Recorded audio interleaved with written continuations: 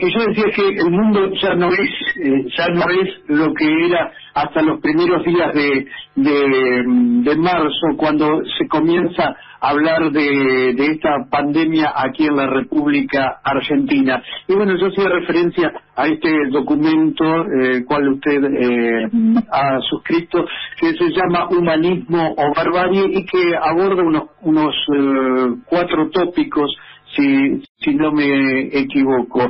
En grandes rasgos o en líneas generales, ¿podría describirnos de qué se trata? Sí, yo creo que el documento es una expresión muy clara de cómo la situación, usted lo decía al comenzar esta entrevista, cómo ha cambiado nuestra mirada sobre el mundo, ¿no? Porque frente a una situación tan inesperada por una parte y tan grave por la otra, y que muestra que los esfuerzos en los distintos países están resultando insuficientes, en algunos casos porque hubo imprevisión, en otros casos, afortunadamente como en el nuestro, las cosas se están manejando en términos generales bien, pero de cualquier manera vemos que es una lucha muy difícil, ¿no? Frente a un enemigo muy incierto, un enemigo invisible, como se dice en estos días. Decía, todo eso pone digamos así, exhibe muy claramente situaciones que nuestra sociedad a veces no tomamos tan en cuenta. Por ejemplo, hasta qué punto las injusticias sociales con las que a veces convivimos sin reflexionar demasiado pasan a un primer plano cuando vemos que, este peligro de muerte que en última instancia representa este virus afecta más a un sector que está en condiciones más difíciles para poder defenderse, ¿no? Por ejemplo, todas las políticas de aislamiento, que son, me parece, muy acertadas, y todos tratamos, no sé si todos, pero por lo menos en la mayoría tratamos de cumplirlas tal como se han planteado, representan una cosa muy diferente para la gente que vive en condiciones de hacinamiento o viviendas muy precarias, evidentemente. Entonces, eso hace también necesario una intervención del Estado mucho más notable, digamos, mucho más activa, mucho más claramente dirigida hacia los sectores de menores recursos, que por otro lado provoca alarma en otros sectores de la sociedad que consideran que eso, que en última instancia tienen miedo de que la política contra la pandemia afecte de algún modo los intereses dominantes, ¿no? Y entonces uno puede fantasear mucho sobre cómo va a ser el mundo después del coronavirus. Está claro que no va a ser igual. Tampoco sería razonable pensar que va a ser totalmente distinto simplemente por la, un pensamiento que nace de la angustia que tenemos todos en este momento. Después seguramente las cosas cambiarán, pero en alguna medida todavía incierta. Pero lo que está claro es que los argentinos, toda esta situación nos está llevando a discutir, a profundizar nuestras discusiones sobre el país y sobre la política y sobre la coyuntura, ¿no? Aquí no se trata solo de pequeñas diferencias en torno a las orientaciones de la política económica. Lo que se ve es que el país hoy solo puede enfrentar esta crisis haciendo todo lo que en los últimos 4 años de gobierno macrista no se podía hacer. Es decir, por un lado, con una presencia muy fuerte del Estado que rompe con los esquemas del neoliberalismo, y por otro lado, con una política muy claramente dirigida en beneficio de los sectores más desposeídos y más desprotegidos, entre que son fundamentalmente los sectores de menores recursos y también las personas de mayor edad, que ya sabemos que en la República Argentina han sido siempre postergados, ¿no? La situación de los jubilados.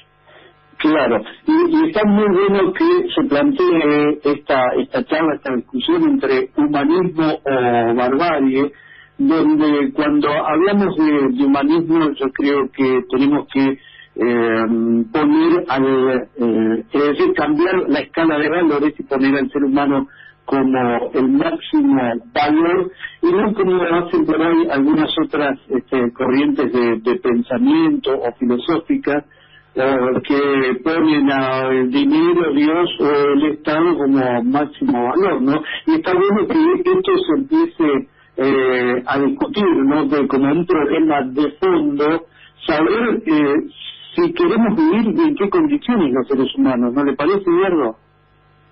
Totalmente. Pues por eso me parece que el título de la declaración es afortunado, porque también podría haber titulado neoliberalismo o política nacional y popular, supongamos.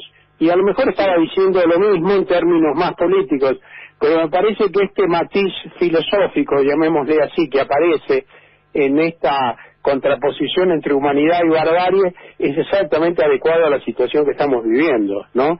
Lo que aquí está en discusión es si nosotros creemos que todos los seres humanos merecen vivir y la preocupación del gobierno tiene que ser obrar en consecuencia, o si hay vidas descartables, como desgraciadamente en este momento en el mundo está poniéndose en evidencia, cuando de pronto los países más desarrollados a veces parecían insensibles frente a lo que padecían los migrantes que estaban ahogándose en el Mediterráneo mientras esperaban para ver si podían ser recibidos en alguno de los países europeos, ¿no?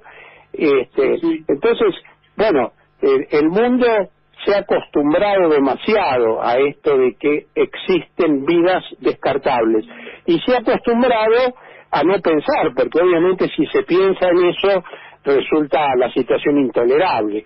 Bueno, yo creo que esta crisis del coronavirus nos obliga a pensar en esta situación. Ya no se le puede dar la espalda, y me parece que es para celebrar de que en la Argentina el presidente de la Nación haya dicho claramente que lo primero era la salud más allá de la economía, en términos muy claros, ¿no? Cuando dijo de una caída del Producto Bruto Interno se vuelve. Nadie dice que no tenga consecuencias negativas desde el punto de vista social. No es la primera vez en la Argentina que pasa, pero sabemos que es algo superable. Ahora, no se vuelve de la muerte, y entonces no puede haber algo más importante que la defensa de la vida en una situación como esta. Totalmente.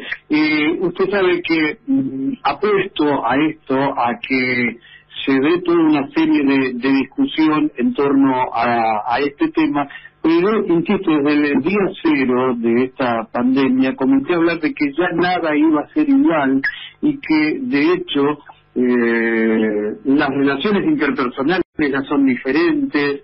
Cuántas veces tenemos muchísimas ganas de abrazar a alguien y en este momento no lo podemos hacer, e inclusive los trabajos han cambiado. Yo en este momento estoy en mi domicilio, seguramente usted también. En la radio, en los estudios de la radio contamos solamente con una productora periodística que fue la que hizo contacto con usted, que lo llamó, y el operador. Es decir, ya ha cambiado todo, y está bueno que pongamos en discusión también la economía, que evidentemente va a cambiar, y los medios de producción también van a ir en ese sentido. Sí, claramente.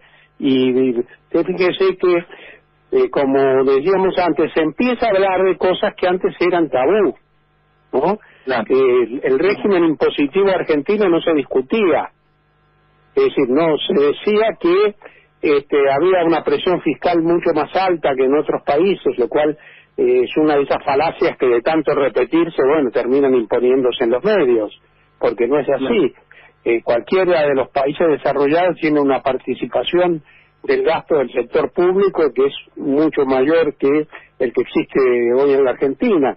Pero lo que no se podía discutir es por qué los impuestos tenían un sesgo tan injusto, porque, bueno, el IVA lo pagan hasta los sectores de la población más pobres que tienen que comprar un artículo de consumo cualquiera. Tampoco se podía discutir algunas ideas económicas que habían sido desmentidas muchas veces por la realidad, como el hecho de que no se podía ampliar el gasto del Estado porque eso provocaba necesariamente inflación, ¿no? Bueno, hoy, como lo dijo el presidente hace pocos días, nosotros estamos obligados a hacer eso, así que no tiene sentido esa discusión. Cuando uno piensa que muchos argentinos pueden morirse por la inacción del Estado, bueno, evidentemente la primera prioridad es ampliar ese gasto del Estado, ¿no? Si vemos que los recursos de la sociedad resultan escasos para enfrentar esta pandemia, bueno, ¿dónde vamos a sacar esos recursos? De los que menos tienen, que ya están imposibilitados incluso de atender a su propia subsistencia.